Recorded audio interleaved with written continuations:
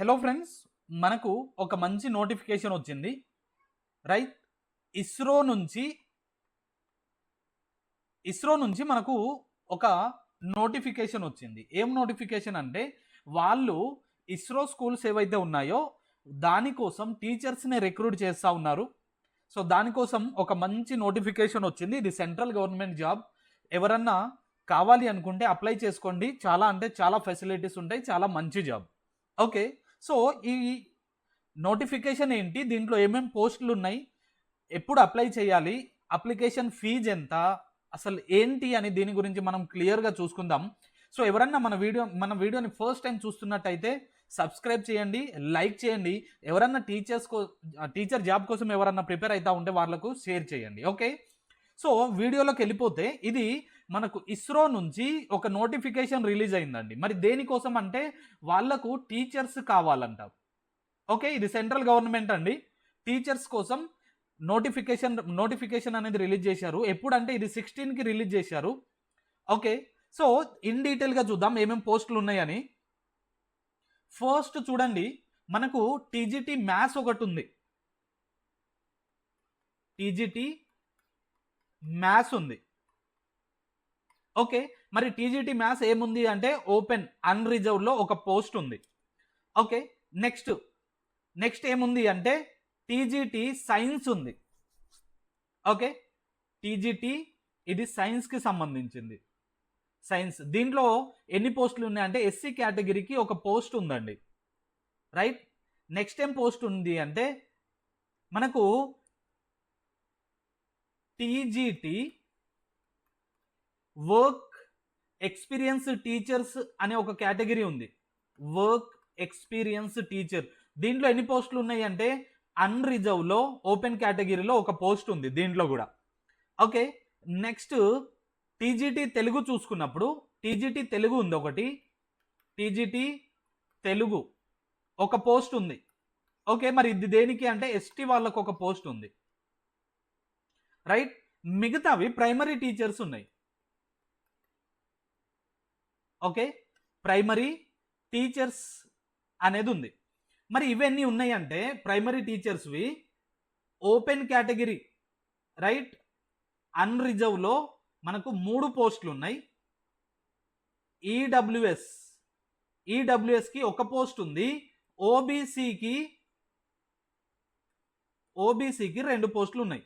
అంటే మొత్తం ఎన్ని 6 పోస్టులు ఇచ్చాడు. ఇక్కడ మొత్తం ఎన్ని 6 పోస్టులు ఇచ్చాడు. అయితే ఇక్కడ ఏమంటాడంటే ఈ 6 పోస్టుల్లో ఒకటి ఫిజికల్లీ హ్యాండిక్యాప్డ్ వాళ్ళకి ఇవ్వబడుతుంది అని చెప్పాడు. మొత్తం 6 పోస్టులు దేనికి ప్రైమరీ టీచర్స్కి, దాంట్లో ఒకటి పీడబ్ల్యూడి వాళ్ళకి ఒకటి కేటాయించబడుతుంది అని ఒకటి చెప్పాడు. మరి వీటి ఎలిజిబిలిటీ క్రైటీరియా చూసుకున్నప్పుడు టీజీటీ ఏ సబ్జెక్ట్ అయినా పర్లేదు, టీజీటీ దానికి మీరు గ్రాడ్యుయేషన్ ఉండాలి, అది అందరికి తెలిసిన విషయమే. ఓకే, టీజీటీకి డిగ్రీ ఉండాలి. దాంతోపాటు రికగ్నైజ్డ్ యూనివర్సిటీ నుంచి మనకు బిఎడ్ అనేది ఉండాలి.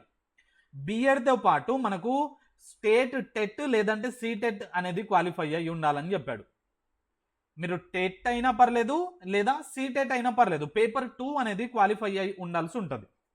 ఓకే, అదే ప్రైమరీ అంటే ఈ ప్రైమరీ టీచర్స్ గురించి వచ్చినప్పుడు మనకు ఏముంటుంది, డిఎడ్ అనేది ఉండాలి. ఓకే, డిప్లొమా ఇన్ ఎడ్యుకేషన్ అంటాం కదా, డిఎడ్ అనేది ఉండాలి. ఇన్ కేస్ మీరు స్పెషల్ డిఎడ్ చేసినా పర్లేదు, మీరు ఎలిజిబుల్ అన్నమాట దీనికి. ఓకేనా, సో నెక్స్ట్ ఏంటి అంటే నెక్స్ట్ ఇక్కడ ఏమన్నాడంటే ఒక వర్డ్, ఈ పోస్టులు అనేటివి టెంపరీ. ఇక చూడండి, the posts are temporary but likely to be continue.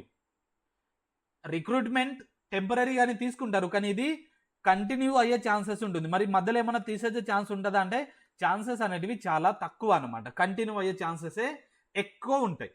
Okay, మరి శాలరీ విషయానికి పోతే చాలా అట్రాక్టివ్ శాలరీ ఉందండి. మన శాలరీ గురించి చూస్తే మనకు టీజీటీ ఏవైతే ఉన్నాయో టీజీటీ పోస్టులు, ఈ టీజీటీ ట్రైన్డ్ గ్రాడ్యుయేట్ టీచర్స్కి 44,900 టు 1,42,400 మంచి ప్యాకేజ్ ఇది అసలు. మళ్ళీ దీనికి ఏమన్నా వేరే అలవెన్స్ ఉంటాయంటే ఉంటుంది. హౌస్ రెంట్ అలవెన్స్, హెచ్ఆర్ఏ అంటాం, టీఏ, డిఏ, ఓకే, మెడికల్, ఇవన్నీ కూడా ఉంటాయి మళ్ళీ దీనికి. అదే ప్రైమరీ గురించి మాట్లాడుకున్నప్పుడు 35,400 to 1,12,400 వరకు ఉంటుంది అని చెప్పాడు. చాలా అట్రాక్టివ్ శాలరీ ఇది. ఓకే, ఒకటే పోస్ట్ ఉంది కదా, నాకు వస్తుందో లేదో అనకుండా అప్లై చేయడానికి ట్రై చేయండి. ఓకేనా. మరి ఏజ్ రిలాక్సేషన్ గురించి చూసుకున్నప్పుడు ఏజ్ రిలాక్సేషన్ ఏమంటున్నాడంటే ఎస్సీ, ఇగో ఇక్కడ relaxation in upper age limit by 5 years for SC ST candidates, 3 years for OBC candidates, and then womens ఏ కేటగిరీ అయినా పర్లేదు.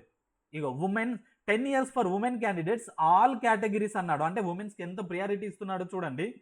అన్ని కేటగిరీ ఉమెన్స్కి 10 year reservation plus physically disabled ఎవరైతే ఉన్నారో వాళ్ళకి 10 years రిలాక్సేషన్ ఇస్తాము అని చెప్పాడు. Okay, right. Next application fee ఎంత అనుకుంటున్నారు? మనకు అప్లికేషన్ ఫీ అనేది జనరల్లీ 250 అనేది అప్లికేషన్ ఫీజు, ఇంకొక 500 అనేది ప్రాసెసింగ్ ఫీజు తీసుకుంటా అని చెప్తున్నాడు. మొత్తం టోటల్ ఎంత మీరు పే చేయాలి? 750 పే చేయాలి.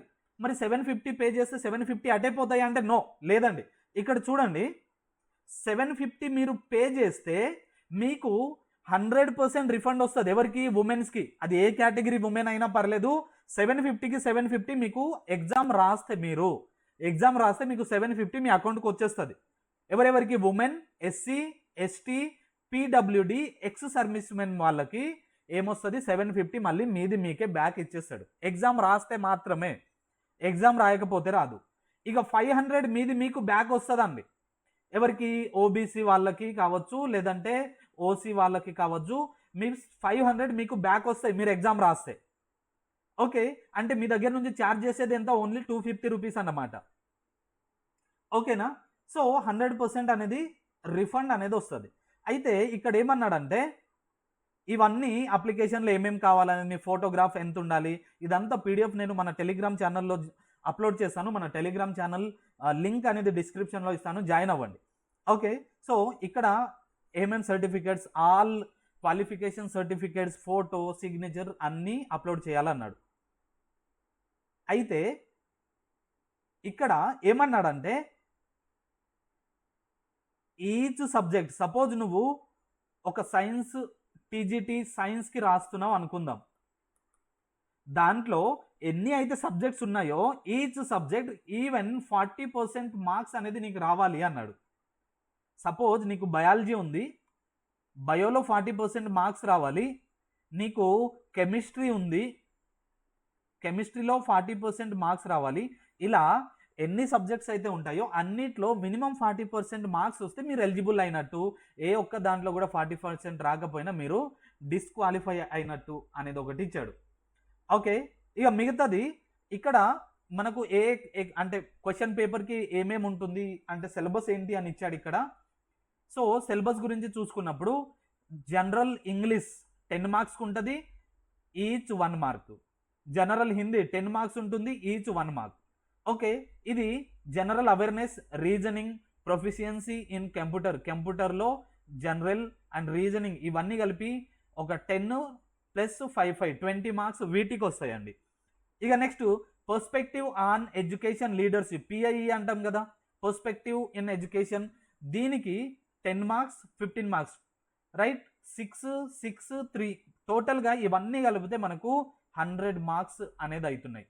ఇక మిగతాది స్పెసిఫిక్ సబ్జెక్ట్, ఇవి 80 మార్క్స్ అవుతున్నాయి. ఇదంతా కలిపితే 80 మార్క్స్ అవుతున్నాయి. ఇవి మీకు సబ్జెక్ట్ ఉంటుంది కదా, సపోజ్ మీరు టీజీటీ సైన్స్ రాస్తున్నారు, బయో అండ్ కెమిస్ట్రీ మీద ఎక్కువ ఫోకస్ చేస్తాడు. మ్యాథ్స్ రాస్తున్నారు, మ్యాథ్స్ అండ్ ఫిజిక్స్ మీద ఎక్కువ ఫోకస్ చేస్తారు అనమాట. సో మీ స్పెసిఫిక్ సబ్జెక్ట్కి 100 మార్క్స్ అనేది ఉంటుంది. టోటల్ 180 మార్క్స్కి మీకు ఎగ్జామ్ పెడతా అని చెప్తున్నాడు. ఓకే, సో ఎవరన్నా టీచర్స్ కోసం ట్రై చేస్తూ ఉంటే దీన్ని రాసి చూడండి, మంచి ఇది ఉంటుంది. ఓకే, ఇక సెంటర్స్ గురించి మాట్లాడుకున్నప్పుడు మనకు ఆంధ్రప్రదేశ్లో అయితే గుంటూరులో ఉంది, విశాఖపట్నం అండ్ తిరుపతి 3 సెంటర్స్ ఇచ్చాడు. అదే మన తెలంగాణకు వచ్చేసరికి ఒకటే, ఓన్లీ హైదరాబాద్ సెంటర్ మాత్రమే ఉంది. సో ఎవరన్నా హైదరాబాద్కి దగ్గరలో ఉంటే హైదరాబాద్ వేసుకోండి, లేదు ఆంధ్ర సైడ్ అయితే మీకు గుంటూరు, విశాఖపట్నం అండ్ తిరుపతి 3 సెంటర్స్ అనేటివి ఉన్నాయి, రైట్. సో ఇది చాలా మంచి ఆపర్చునిటీ అండి. మరి రిజిస్ట్రేషన్కి లాస్ట్ డేట్ ఎప్పుడు అంటే 7th July 2026 నైట్ 12 వరకు, అంటే 11 59 వరకు కూడా మీరు అప్లై చేసుకోవచ్చు.